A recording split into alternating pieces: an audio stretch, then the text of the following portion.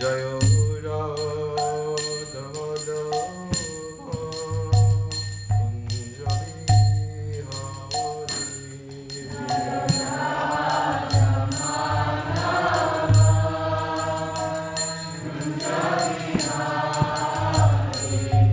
Jayo Radha Madhava Kunjali Hari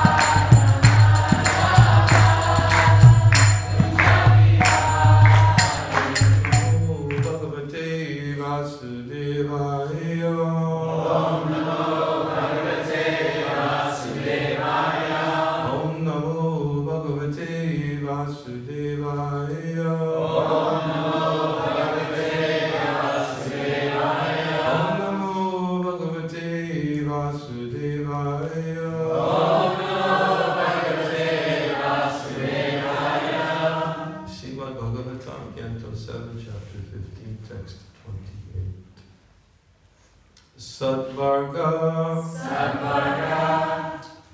Samyama Ekanta Sarva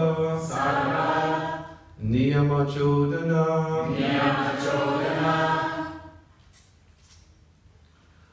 Tat Anta Yadi No Yogan Avahiyu Shamahavaha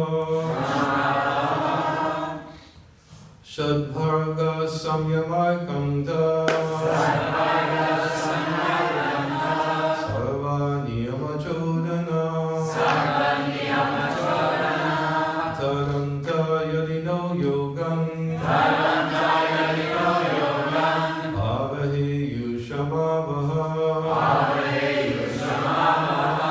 Shadbharga Samyamakanta Sarva Niyama Chodana Taranta Yadino Yogan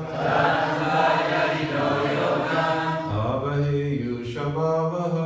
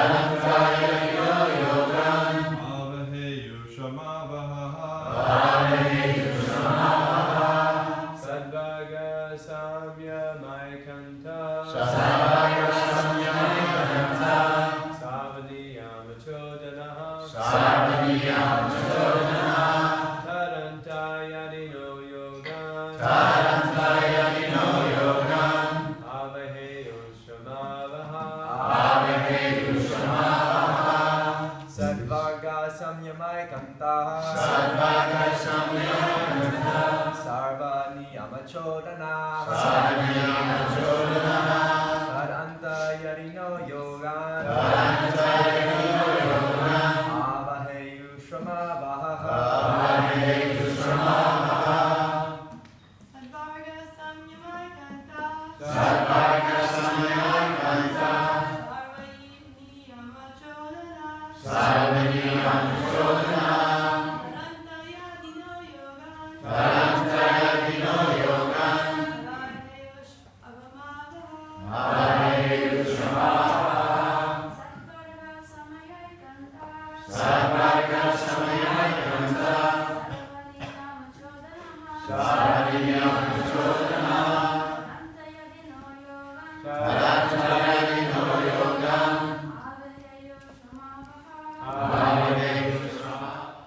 Ritualistic ceremonies, regulative principles, austerities, and the practice of yoga are all meant to control the senses and mind. But even after one is able to control the senses and mind, if he does not come to the point of meditation upon the Supreme Lord, all such activities are simply labor and frustration. Purport. One may argue that one may achieve the ultimate goal of life, realization of the Supersoul, by practicing the yoga system and ritualistic performances according to the Vedic principles, even without staunch devotion to the spiritual master. The actual fact, however, is that by practicing yoga, one must come to the platform of meditating upon the Supreme Personality of Godhead. As stated in the scriptures, Jnana vastita tat yatena manasa pashanti yamyogina. A person in meditation achieves the perfection of yoga practice when he can see the Supreme Personality of Godhead. By various practices, one may come to the point of controlling the senses, but simply controlling the senses does not bring one to a substantial conclusion. However, by staunch faith in the spiritual master and the Supreme Personality of Godhead, one not only controls the senses, but also realizes the Supreme Lord. Yasa devi para bhakti yata devi tata gura Tasyaite katitahiyarta prakashante mahatmana. Only unto those great souls who have implicit faith in both the Lord and the spiritual master are all the imports of the Vedic knowledge automatically revealed. Svetashvatara Upanishad 6.23. It is further stated, Tushiyam Sarvabhutatma Guru Shushushaya and Tanatyam Yo Bhavarnanam. Simply by rendering service to the spiritual master, one crosses the ocean of nescience and returns home back to Godhead. Thus he gradually sees the Supreme Lord face to face and enjoys life in association with the Lord. The ultimate goal of yoga is to come in contact with the Supreme Personality of Godhead. Unless this point is achieved, one's so-called yoga practice is simply labor without any benefit. Om Jnana Timarandasya Niranjana Swami Chakshu Ummilitam Yena Tasmai Shri Gurave Namaha Mukam Karoti Vachalam Angam Nangayate Girim Yakripatamah Vande Shivam Vidatanam Nama Om Vishnu Padaya Krishna Prastaya Bhutale Shrimati Bhakti Vedanta Swami Niti Namane Namaste Saraswati Devi Gauravani Prasana Nirvishesha Shrivarari Paskashari Shitanane Jai Shri Krishna Chaitanya Prabhu Nityananda Shri Advaita Gadadhara Shivasari Gaura Bhaktivinoda Hare Krishna Krishna Krishna Hare Hare Hare Rama Rama Rama Hare Hare. Translation again. Ritualistic ceremonies, regulative principles, austerities, and the practice of yoga are all meant to control the senses and mind.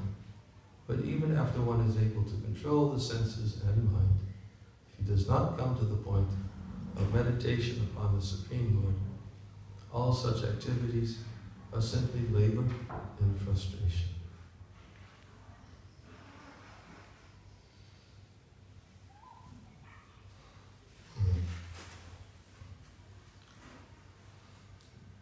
This verse and many other verses in the Bhagavatam hints, well, not only hints, quite emphatically declares that unless one actually achieves a connection with the Supreme Lord, well, the words that are used here is simply labor and frustration, or shrama avaha, a waste of time and labor. Sometimes when people hear that, they become very discouraged and disturbed. How is it that what I'm doing is a waste of time?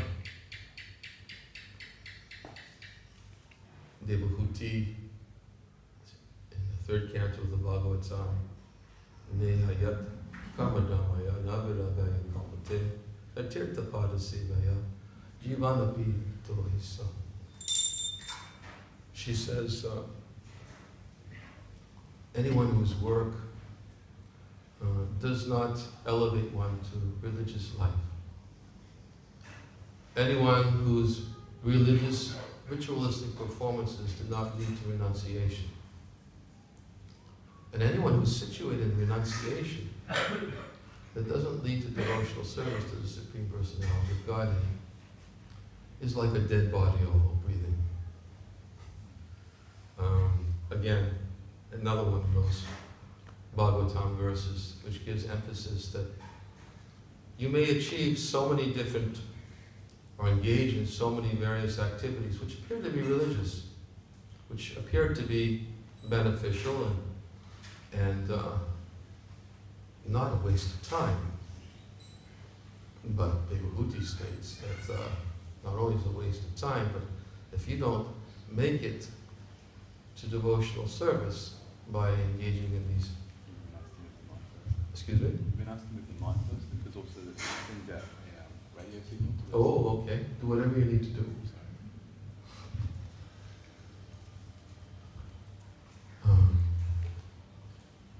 If it doesn't lead to devotional service, if one doesn't ultimately connect with Krishna. Just as Krishna himself states, one who is not connected with the Supreme can have neither a controlled mind nor steady intelligence, without which there can be no possibility of peace. Now, how could there be any happiness without peace? Krishna himself states, not only does Devabhuti state it, Krishna himself states it. Sutta Goswami states it, Dhammashvanutata pungsam vishvaksenu katasi yetno pariyadadidatim shrama edahi kevalam. Same word, shrama. That whatever occupational activities you perform, if it doesn't provoke attraction for hearing about Krishna, shrama edahi kevalam. You're wasting your time. Lord Brahma says that for one who performs severe austerities and penances, but ultimately doesn't make a connection with the Supreme Personality of Godhead, engages in various types of mental speculation and austerities, then he compares it to be like a person who's beating an empty husk of wheat to get a grain. What does he get? Hard labor. That's what he gets. That's the fruit. He gets his hard labor. But he doesn't get Krishna.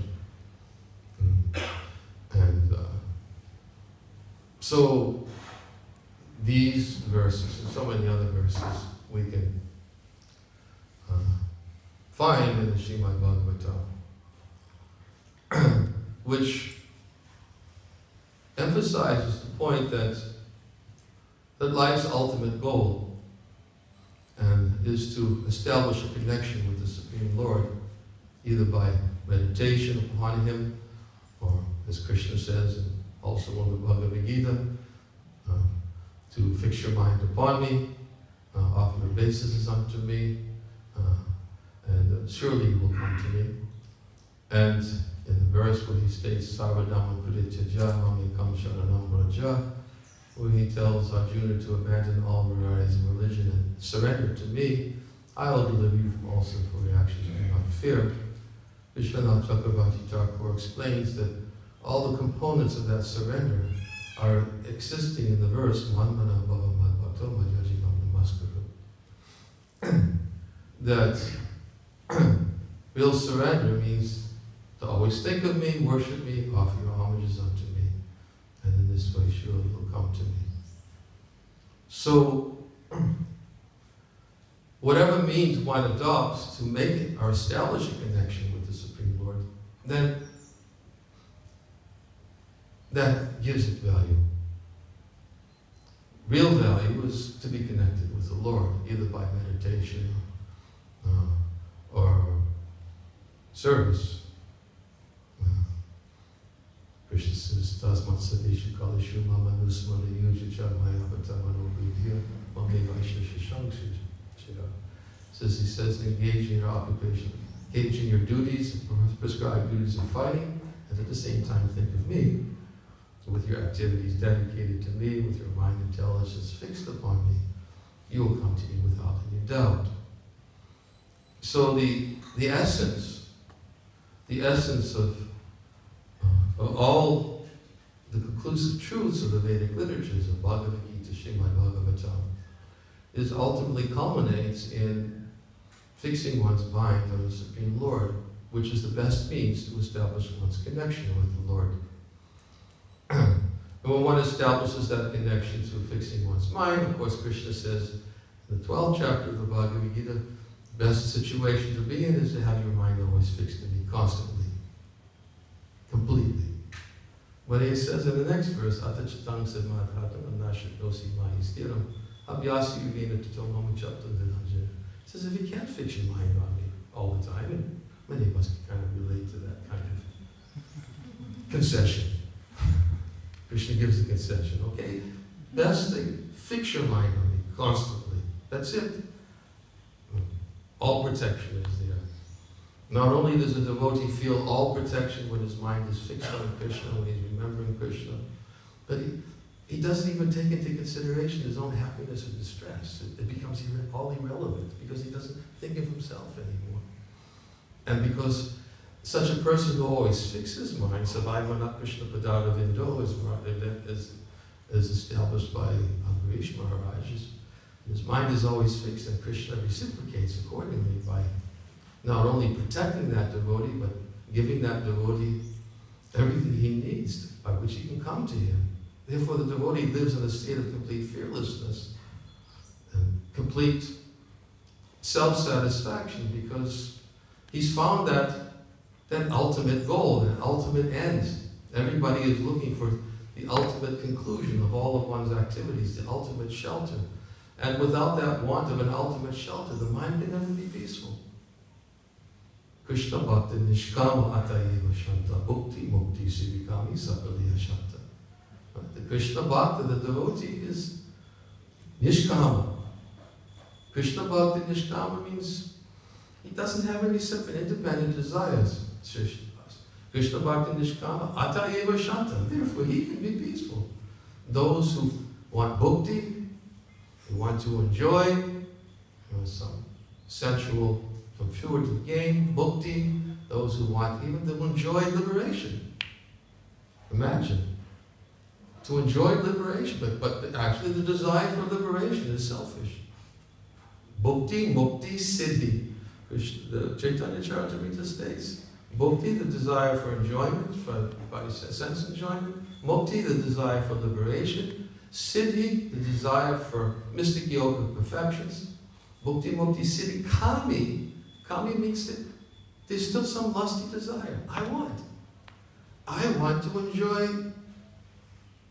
no suffering. I want that. What is the opposite of suffering? No suffering. That's what I want. I want no suffering, but that's still selfish desire. Bhukti, mukti, siddhi. Kami, sakali, ashant. Therefore, the mind can't be peaceful. There's no final goal for the mind. Therefore, when looking at these verses from the Bhagavatam, and Krishna himself has stated in this perspective, a devotee, one who actually knows that thinking of Krishna, speaking about Krishna, hearing about Krishna, remembering Krishna, meditating on Krishna, everything connected to Krishna, that is the actual essence or goal of everything that we do. Without having attained it, we've really wasted our time. We've really wasted our time. So someone may say, well, how do I know I'm not going to attain it? I can go on performing these ritualistic activities. I can go on performing these karma kanda, jnana kanda, kevala vishara bandha, as Narottam Das Thakur says, karma kanda, fruitive activities, jnana kanda, mental speculation. He considers to be like stalks of poison. I can go on engaging in these activities, and maybe that at least I'll be able to think of Krishna in the future. But this verse states that even if you can control your mind and senses perfectly, if it doesn't come to the point of meditation upon the Supreme Lord, all such activities are simply labor. And therefore, the devotee is one who understands that in order to achieve the actual goal, one actually has to establish a connection with a source that can help him to remember Krishna. Prabhupada so many times used to quote the verse, Yena Tina Pakarana Mana Krishna Naveshaya. Quote so many times. Sometimes in India, people would challenge Prabhupada, oh, your disciples, they can't pronounce Sanskrit properly, or they may say, something else, or they're born in wretched families, or they're born Yavanas and meat eaters, how can you expect them to come to the Prabhupada would say, Yena Tena Bhakarina Mana Krishna Naveshaya. He says the duty of the spiritual master to somehow or other get his disciple to think of Krishna. All the rules and regulations come later. Later. They'll come. But if you can get the disciple to think of Krishna. In fact, Bhaktivinoda Thakur explains that. I'm kind of limited on time. So, I'll read it. Fortunately, I have the advantage of being able to speak exclusively in English today, which is a very rare event in my life. So,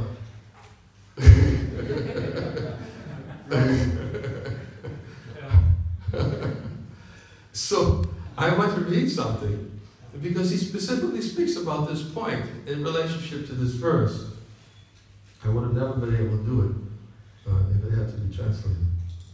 And this is Bhakti Loka. He's talking about, speaking about the verse Vacho Vega, Manasukota Vega, Jiva Vega, Bhasta Vega, the different person who has to control his tongue, his mind. Specifically, this one is about the mind. And he says it is the duty of a sober person to tolerate the urge of the mind. Until one is habituated to control the urge of the mind, how can one perform devotional service with attention? Okay, this sounds like, yeah, okay, control the mind. I have to control the mind. A materialist sits in the chariot of the mind and never gets relief from its various urges except during sleep. Even during sleep, many thoughts such as good and bad dreams come. In order to regulate the urges of the mind, Rishis have propounded Ashtanga Yoga and Raja Yoga, but the Lord's prescription is that one should regulate the mind from the inferior tastes by giving it a higher taste. Those who are on the path of devotional service can easily regulate the mind. The mind cannot remain without urges. If urged towards spiritual subject, the mind is properly engaged and it will not hanker for insignificant subjects. Many people think that without Ashtanga Yoga there is no alternative to regulate the mind. But Patanjali Muni has accepted that just as Ashtanga Yoga regulates the mind, Bhakti Yoga can also. Okay? So this may put them on an equal par. It may sound like it puts on an equal par. Ashtanga Yoga can regulate the mind, Bhakti Yoga can regulate the mind. Okay, so, okay, I can take either one. But he states, meditation on the Supreme Lord as propounded by Patanjali is not pure devotional service. Rather, it is sakama bhakti, or motivated. If devotional service is performed for the purpose of regulating the mind, then it is certainly not devoid of material desires.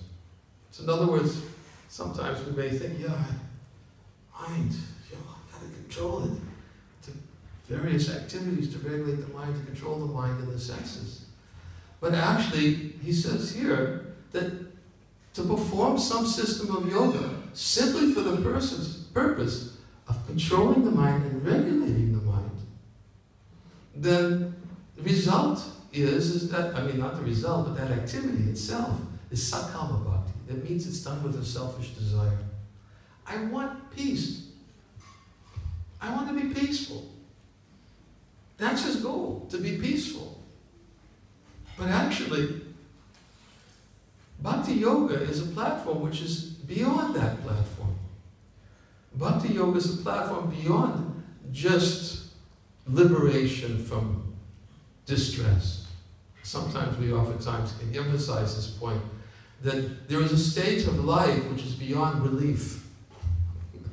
And many people think relief, that's it, that's the goal. Once I get relief, that's it, I've got it. I can enjoy my relief. If I control my mind, I can be relieved, because my mind is so agitated and disturbed. I want relief. But actually, even the desire for relief is sakama. It's selfish desire. I want to be relieved. I want to enjoy my peace.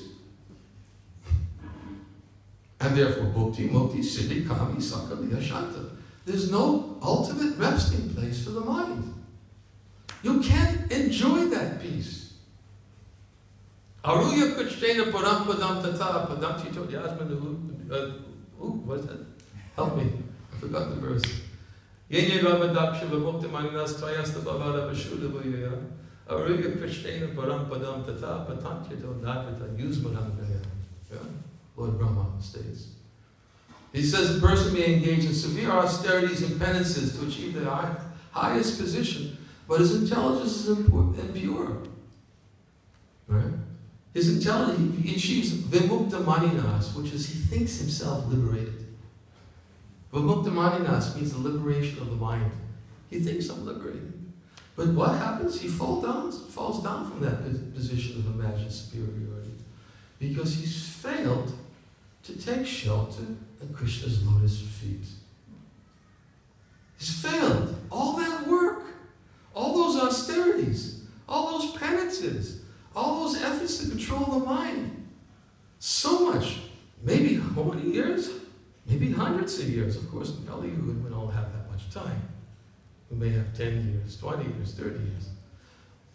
We've wasted our time. We don't like to hear it. Wasted time. How can you tell me I wasted my time? But Bhagavatam makes it very clear. And it's a waste of time unless you actually make that connection with the Supreme Lord. So how fortunate for those who actually have an opportunity. This duty of the spiritual master to somehow or other get his disciple to think of Krishna. All these other austerities and penances and everything else, they have to come eventually, but they can come later. There's a Prabhupada did the same thing. 26 2nd Avenue. Everybody was coming, everybody was, like living like hippies. Nobody was regulation, standard of cleanliness, These things were just not performed. Prabhupada sat there every night, or a few nights a week, spoke from Bhagavad Gita, and had kirtan. And then all of a sudden one day, Prabhupada put up a little sign on the storefront. From now on, these regulations have to be followed for everyone who wants to live. It wasn't, what? No illicit sex, no intoxication, no meeting, no gambling. From now on. Prabhupada didn't introduce that right from the very beginning. What did Prabhupada introduce? He introduced the higher taste. He didn't make any concessions. He didn't compromise. He gave Krishna. He gave Krishna consciousness. He spoke in 1966, he was speaking from Chaitanya Charitamrita, Madhya Lila, chapter 19 through 22, of Lord Chaitanya's instructions to Rupa Goswami about pure devotional service. 1966, he was speaking about very elevated topics about Vraja Bhakti, devotional service. So I think, wow, and to who was he speaking? To whom was he speaking? A bunch of intoxicated hippies, Everything was just going over their heads. But Prabhupada didn't compromise, he gave Krishna. And then because Prabhupada gave Krishna, everybody perceived him as being so genuine that they became attracted to him. He's the real thing. He walks his talk. He's the real thing. That's how Prabhupada attracted everybody. Because everybody looked at him because whatever he spoke about, he was doing. And, I oftentimes give this example. Imagine 26 2nd Avenue. I'm sure Mukunda Maharaj will testify to this. In those early days, it was the hippie culture. Everybody was coming practically from the hippie culture. And the hippie culture, what's the sutra? The essence is, no authority. Question authority. Reject authority.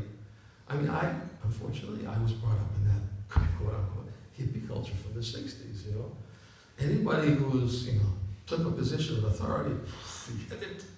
Nobody's going to tell me what to do. Just do it. And yet, here comes Srila Prabhupada, the ambassador of the spiritual world, representing the highest authority, sitting down with these hippies, drug-addicted hippies, and he was presenting to them very assertive points about Krishna's authority. How do you put that together? You have a whole culture of people who reject authority, and then you have somebody who descends from the spiritual world representing the highest authority, and then says, this is how it is. And yet, they accepted him. They followed him. Why? Because he was real. That was very attractive. He was genuine. He was the real thing. And people became attracted to him because what he said, he did. And and many people, you hear those early testimonies in the early days, they'll say that that's what attracted them to Prabhupada. So Prabhupada didn't compromise. He gave Krishna. He gave Krishna consciousness. Here's Krishna. Take him. One lecture, I remember, it was in Uppsala University. No, was it? Yes, Uppsala University. One gentleman was finding fault with Prabhupada. Prabhupada was speaking about the Brahminical class and how they're first-class men. And then one man was saying, "Oh, who do you think you are? You think you're a first-class man. Here you are sitting on this fancy seat with all these flowers above everybody else. Well, you think you're a first-class man." And Prabhupada said, "I'm not first-class man. I'm a fifth-class man. He says, I'm just simply servant of the other classes."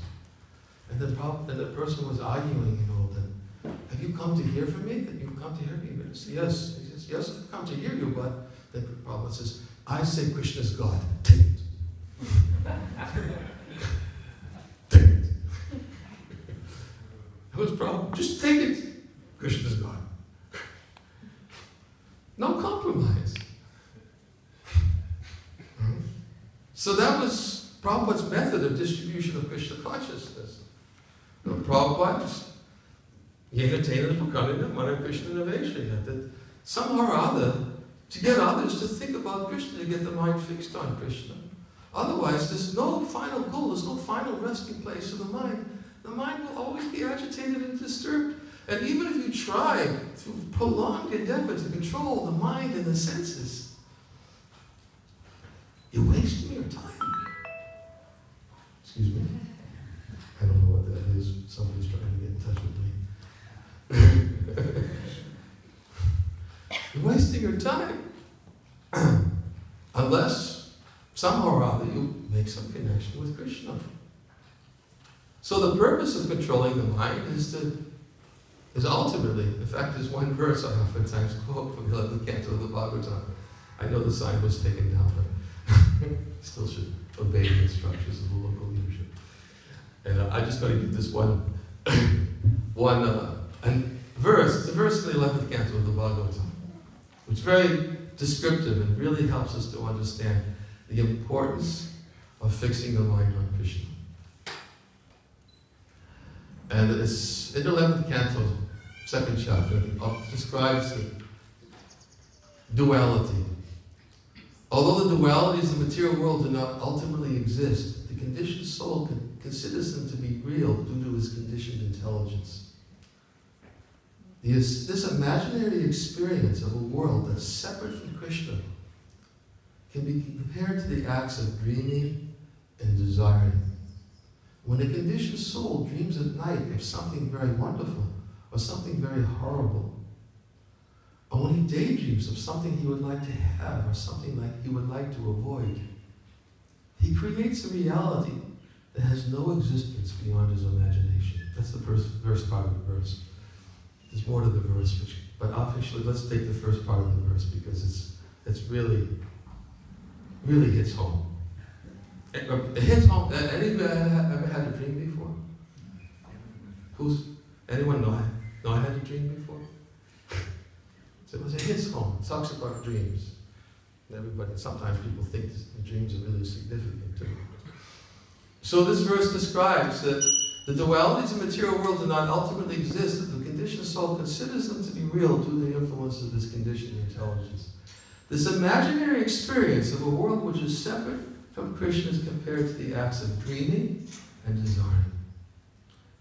When a conditioned soul dreams of night of something very wonderful, anybody ever had a good dream before? Yeah? Something very horrible. Anybody have a bad dream before? Yeah. Okay. All right. So what happens? When you're in bed, you have this really nice dream. And you're there. And you're thinking, wow. You don't know it's a dream. You're there. You're really relishing it.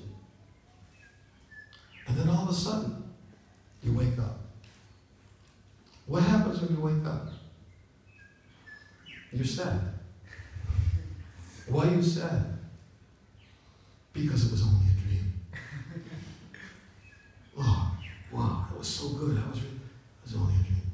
Okay, but take a bad dream.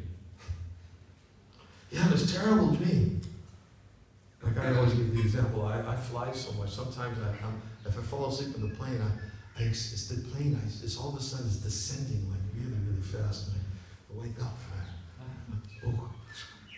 It's still, I'm okay. When you wake up from a bad dream, what happens? You're happy. Why are you happy? It was a dream. It was a bad dream, but now I'm happy. And then when you had the good dream, you woke up, you were sad. When you had the bad dream, you woke up, you were happy. But the happiness and sadness that you were experiencing had no connection with reality. It was only connected to a dream. We created our own reality. I'm happy, I'm sad. What? Because it was connected to some dream. So therefore, the verse uses the night dream and it uses the daydream. When a conditioned soul dreams of night is something very wonderful or something very horrible, or when he daydreams of something he would like to have or something he would like to avoid. He creates a reality which has no existence beyond his imagination. He creates a reality that has no, it's his own, he creates his own reality. He daydreams, yes, I really, his whole meditation is, I really want this, if I have this, then I can surrender to Krishna. Sometimes we think like that. Right? If I have this, I'll hear about Krishna, I'll chant Hare Krishna, but right now, I really got to have this. If I have that, therefore it's favorable to devotional service. I know my mind will be peaceful. And then I'll chant, I promise, I'll chant Krishna. Right? Well, this daydream, something, I got to have it. Or something we want to avoid. Everybody's trying to avoid something. We're all trying to avoid disease, old age, death, so many other types of, but it's unavoidable. Can't avoid these things. The devotee knows these things will come in due course of time. Tasyaga hito prayatita kovido nalabhitita. Was it? Nalabhitita batam sukha. Oh, Krishna, on Sanskrit. Tasyaga hito prayatita kovido. Intelligent. The persons who are actually intelligent and philosophically inclined, they do not endeavor for enjoyment which is available by going to the highest planet Brahmaloka down to the lowest planet Patalaloka, because they know that as far as happiness derived from sense enjoyment is concerned, it comes automatically in due course of time, just as in due course of time suffering comes without asking for it. Right? It comes.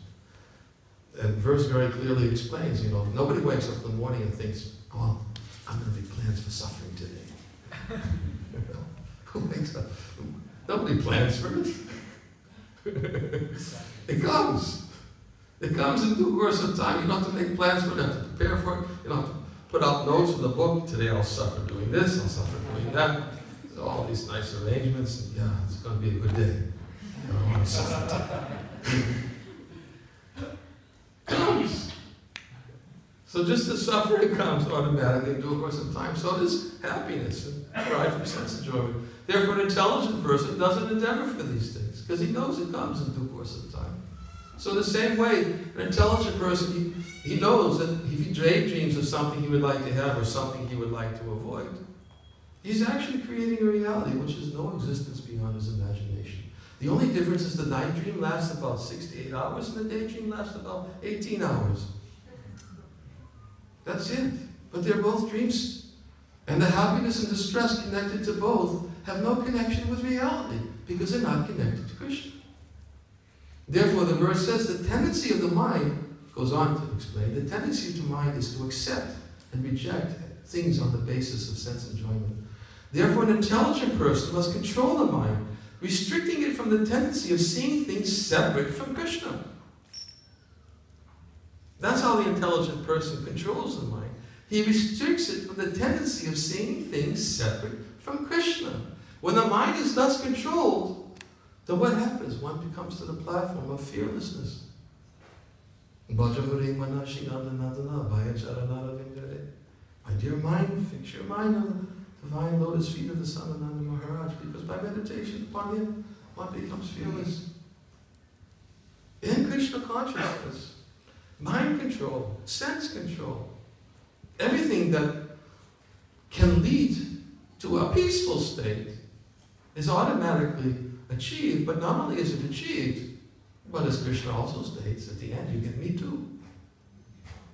And when you get Krishna, you get, not only you got peace, but you got a personal, you have a person who's only thinking about how to make, you're happy, so much so that the devotee doesn't have to think of their own happiness. Right? That is the highest platform. The devotee is called, and that platform of devotional service, when a devotee actually is Jnana Sunya Bhakti, it's called. Jnana Sunya Bhakti means Jnana Sunya, without knowledge. Without knowledge. Devotion has no knowledge. Jnana Sunya Bhakti means one has no knowledge of Krishna's divinity. When one actually comes to this platform, he doesn't think that I'm going to Krishna because I want something from him. Right? I'm going to Krishna because, I can. Of course, Bhagavatam also states that an intelligent person, one who has broader intelligence, even if he is filled with material desires, he has no material desires or desiring liberation, must all by all means worship the Lord. But a devotee is one who actually thinks of the Lord and the Lord's pleasure. And by thinking of the Lord and thinking of the Lord's pleasure, he's simply thinking of what's pleasing to Krishna. And because he only thinks of what's pleasing to Krishna, then Krishna says that such a person is so dear to me. So dear to me. Devotee's in my heart. Krishna says, I'm always in the heart of a devotee. The devotee doesn't think of anyone but me. I don't think of anyone but him. Right? That's Krishna. Krishna's thinking of his devotee. He always thinks of him. He told that to Durvasa Muni when Durvasa Muni came before the Lord and said, look at me. I'm suffering. I've been chased by your Sudarshan Chakra. I went to Lord Brahma. Brahma couldn't help me. I went to Lord Shiva. Shiva couldn't help me. Now I'm coming to you, you're the Supreme Lord. Please. When you see me, have a heart. You must look at me, think of me, and think about my suffering. If I can't go to you, who can I go to? And the Lord says, I can't think of you. What do you mean you can't think of me? He said, have a heart. He said, I don't have a heart. You don't have a heart. What do you mean? You don't have a heart. You can't think of me. The Lord says, no, I don't have a heart. My mind and my heart's with Maharaj Ambarish. I can't think of your suffering. Maharaj Ambarish has taken my heart. Why?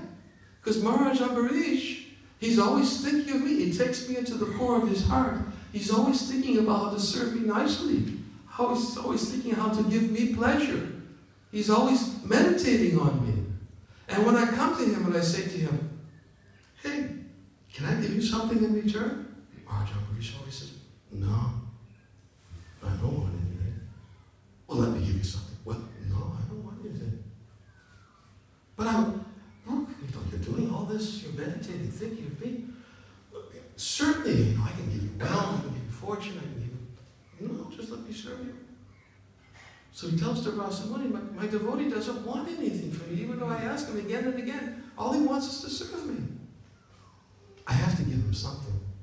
So what do I give him? I give him that which is most valuable.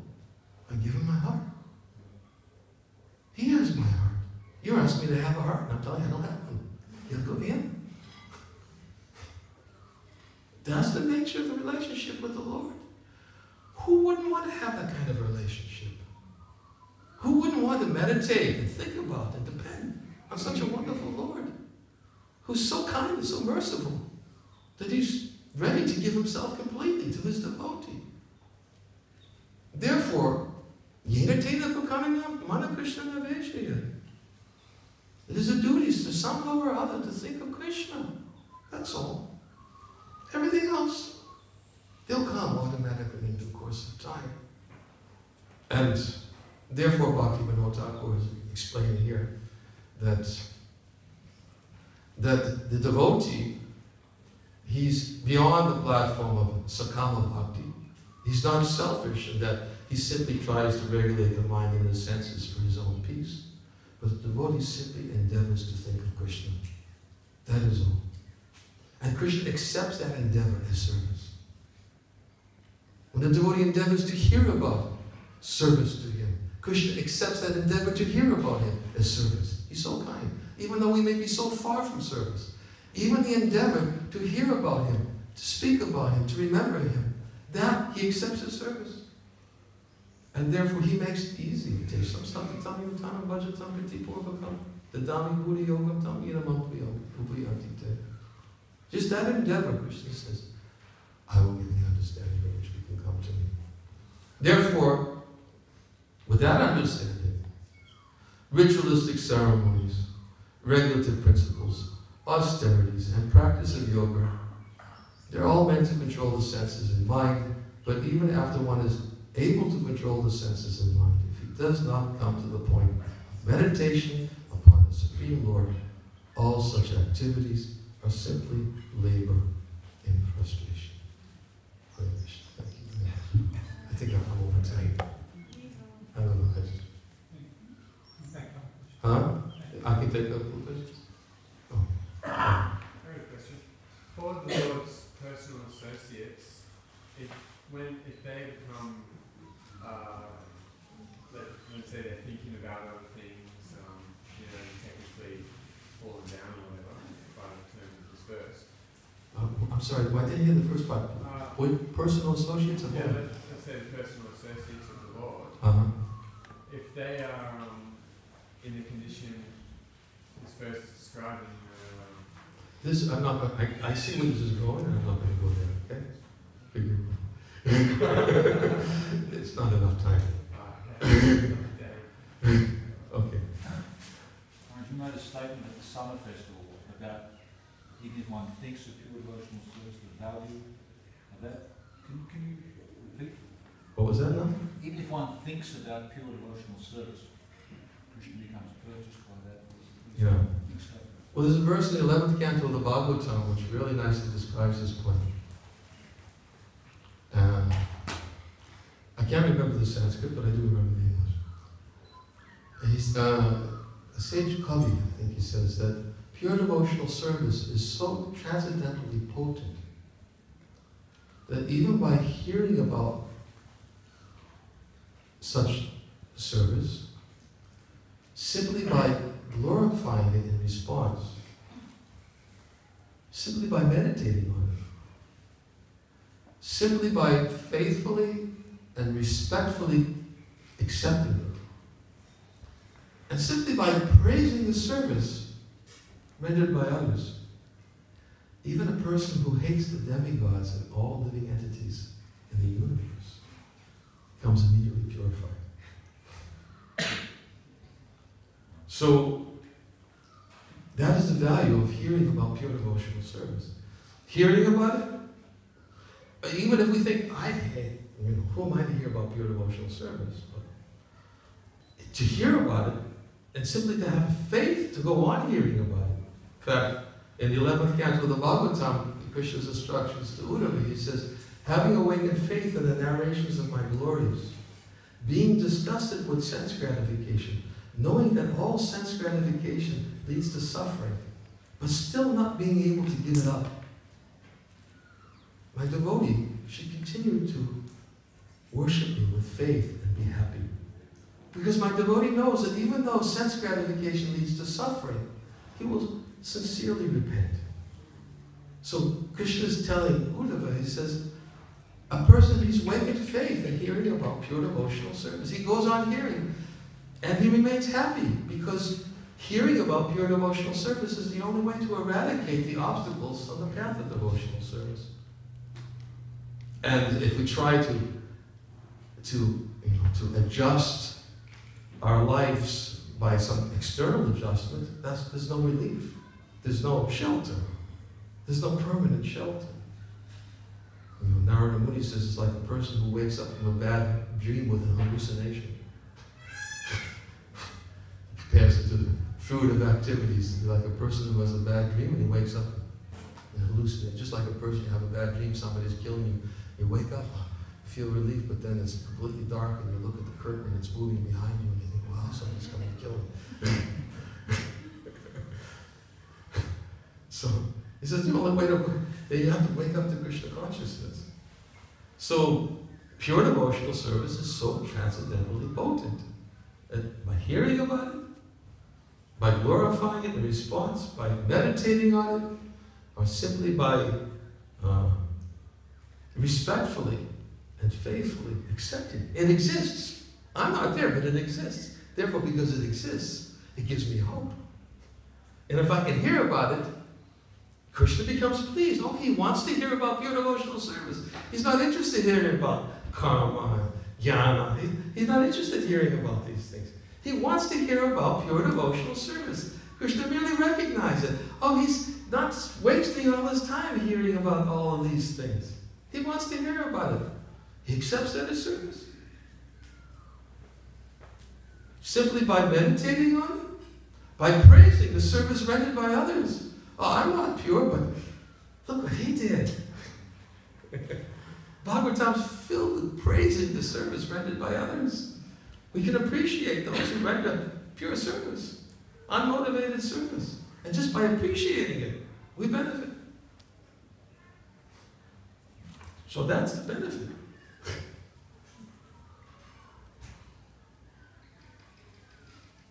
Okay, last question. Okay. Sometimes I feel guilty because of my interactions with devotees during the day. I feel like, oh, I might have made a mistake there, committed an offense or something like that.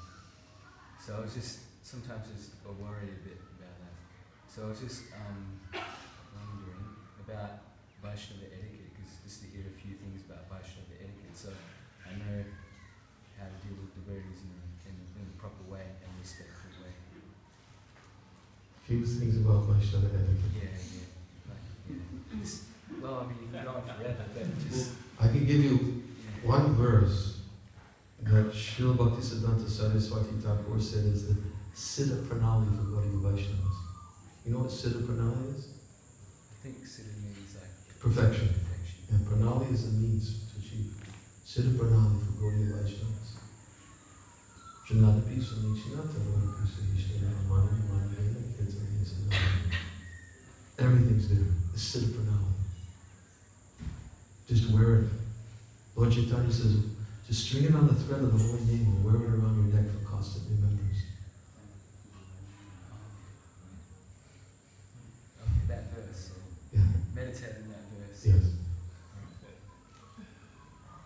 Okay. Hare Krishna. Hare Krishna.